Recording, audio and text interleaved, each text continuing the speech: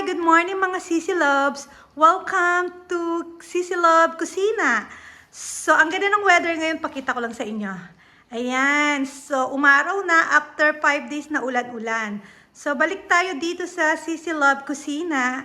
So, may ituturo akong recipe sa inyo ngayon mga Sisi Love.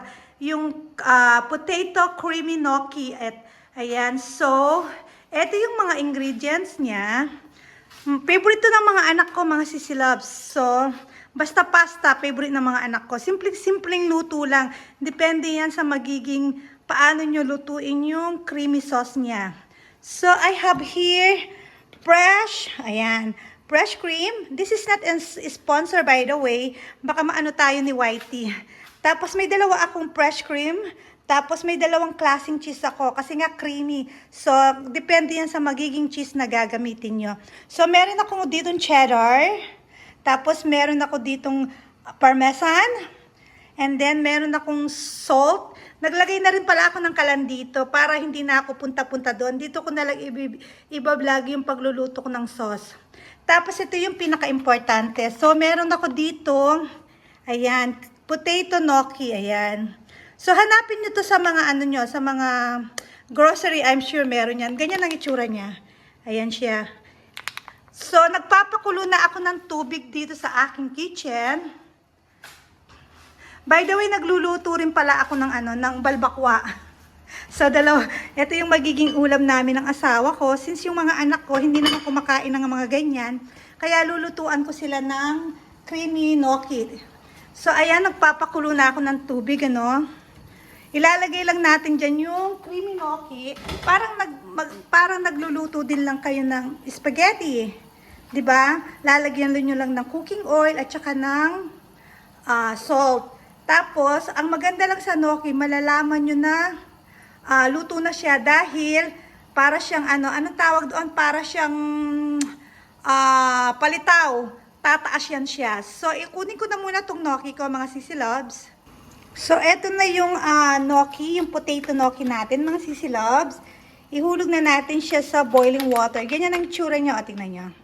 Ayan siya. Ang ano lang dyan, maganda lang, dahan-dahan lang. Matatalsikan tayo. Yun. Alam na alam niyo ng luto na to kasi para siyang palitaw, gaya ng sinabi ko. Tataas siya. Kapag tumaas na siya, so, nyo muna agad siyang kukunin. Hayaan nyo muna siya ng mga ilan minutes para mas masarap kasi pag talagang sobrang lambot na ng gnocchi. Ayan. Hintayin lang natin siyang tumaas. Tapos, habang hinihintay natin to, gawa na tayo ng creamy sauce. Balik na tayo dito sa ating, i-on ko lang tong kalan ko. Hindi ko pa pala na andali. I-on ko lang mga sisilab, okay? Ayun, naka-on na siya. Ayan, naka-on na yung kalan natin. Tapos, ilalagay lang natin itong fresh cream. Dalawa to. Then, napakadaling lutuin nito mga Sisi Loves. Sobrang sarap niya. Kung sa tingin nyo, kulang yung yung fresh cream nyo, pwede nyo naman dagdagan ng fresh milk. Tapos, ayan na siya. Hintayin na lang siya ng uminit ng konti. Huwag masyadong mainit. So, ilalagay nyo na itong cheddar. Yan. And then, imimix-mix lang muna natin hanggang sa matunaw siya. Yan. Hintayin muna natin siyang matunaw mga Sisi Loves, okay? Yan. Tapos, ayan, natunaw na yung cheddar, di ba? So, halu-haluin lang siya. Kailangan mag-tick ng konti. Yan. So, natunaw na natin yung cheddar. Isunod natin itong parmesan cheese. Yan. Magastos lang siya sa cheese pero sobrang sarap niya.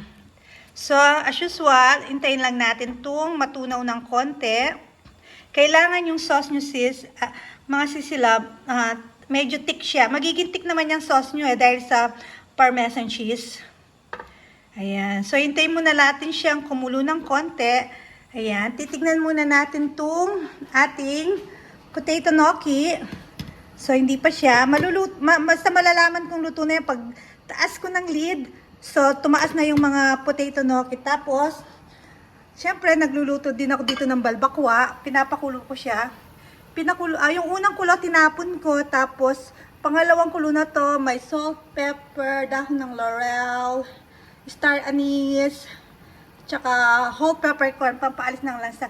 Tapos, itatapon ko yung ano yan. Itatapon ko yung tubig niya. Yun na yung magiging, talagang sabaw niya. So, hindi pa luto to. Balik tayo dun sa pinapakulo nating, pinapatik natin sauce. Ayan, medyo thick na siya. Ayan, ganito ang gusto kong texture. Konti pa, konti. Ayan. So, ayan mga sisi loves, kumukulo na. Ayan. So, medyo sticky na yung ano niya, 'di ba? Yung sauce niya, dikit-dikit na siya. Hindi na siya yung parang tubig talaga. Ayan. Tapos, lagyan lang natin ng konting salt. Kailangan tinitikman nyo mga sisilabsa, baka sumobrang ala naman. Ayan. So, dahil hinihintay ko pa yung potato gnocchi, so, patayin muna natin yung kalan natin. Tapos, babalikan natin yung potato gnocchi. Lagi nyo siyang stir mga sisilabs ha, kasi may tendency na didikit yung cheese sa baba, tapos masusunog. Kailangan keep stirring lang, ganyan. O, kahit patay na yung kalang, yan. Hanggang sa medyo mag-warm siya ng konti, para hindi lang didikit yung cheese sa baba. Yan, okay na yan.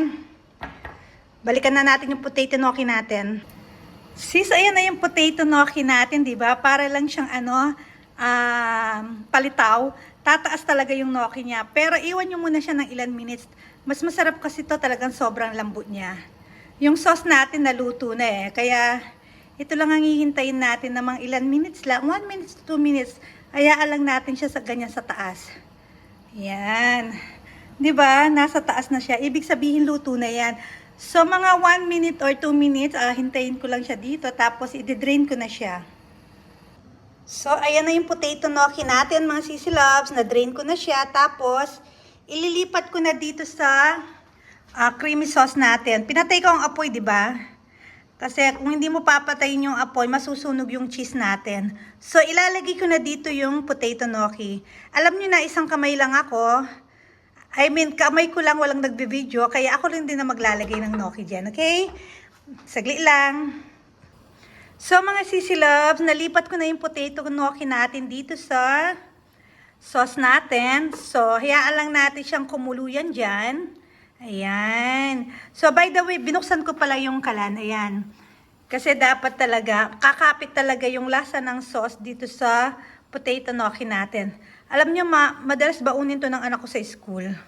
Kasi mga pinapabaon ko sa mga anak ko sa school, mga pasta, pizza, burger. Kasi meron silang microwave sa school, so naiinit nila yung pagkain nila. Ayan. So, hintayin ko lang siya baba ng konti yung sauce niya. Hintayin kong kumapit yung sauce niya sa potato gnocchi natin para masarap talaga siya pag iserve sa mga bata. So, ayan na siya mga sisilab, nag-tick na. Kung makikita nyo, bakit may ganyan? May bacon. Kasi, naalala ko, may natira palang bacon kahapon yung mga bata. So, marami-rami siya. So, naisip ko, ilagay siya dito sa potato gnocchi nila. Ayan, may bacon siya, di ba? Di ba dapat tayong mga nanay, pag may mga leftover, ginagawa natin yung paraan kung saan natin ilalagay. So, eto, naisip ko siya ngayon dito. Kasi yung mga anak ko, kanina pagising sabi ko kung gusto nila yung leftover na bacon. Ay, ayaw nila. Hindi yan kasi sila mahilig sa mga leftover. Kaya ang ginagawa ko, nire-ref ko, sinisild ko, tapos kapag next time na magluluto ako, kung pwede siyang ihalo doon sa linuluto. Halimbawa, may chicken na natira, yung whole chicken na natira na ginawa ko. Ang gagawin ko, himay-himayin ko, ilalagay ko sa rice, gagawin ko siyang fried rice. So, ito ngayon, itong leftover na bacon, ayan, nilagay ko dito. O, diba? Mas masarap siya kasi mas may bacon siya. Ayan. Siyempre tayo mga nanay, kailangan wais. Bawal magtapon. Hi mga Sisi Loves! So, eto na yung potato gnocchi ko. So, tikman natin. Ika-close up ko siya. Ayan. So, titikman na natin siya. Mainit-init pa. So, ganyan na magiging itsura niya.